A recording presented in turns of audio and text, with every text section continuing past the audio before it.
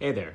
So, I just finished watching this much anticipated press conference issued under the auspices of the House Oversight Committee, led by Congresswoman Anna Paulina Luna, a Republican from Florida.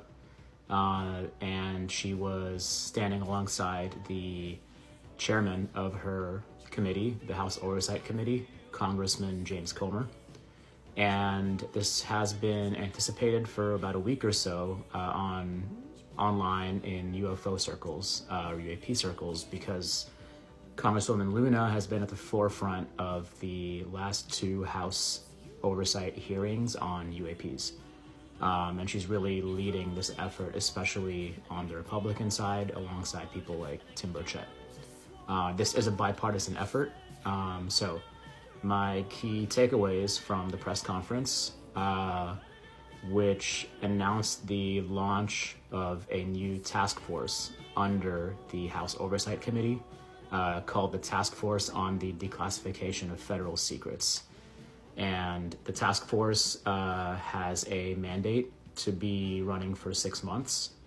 It will be working to help declassify and investigate things ranging from the assassinations of JFK, RFK, Martin Luther King Jr., the Epstein files, the 9/11 files, and maybe most importantly, UAP or UFOs, as well as USOs, that's unidentified submerged objects, which we've been hearing more and more about in recent months from Congress and from people like Navy Rear Admiral Tim Gallaudet, one of the last witnesses at the last UFO hearing. But these have been around for several decades in literature and lore, and they're only now getting the traction they deserve in the public. And they were specifically mentioned by name by Representative Luna several times during the press conference.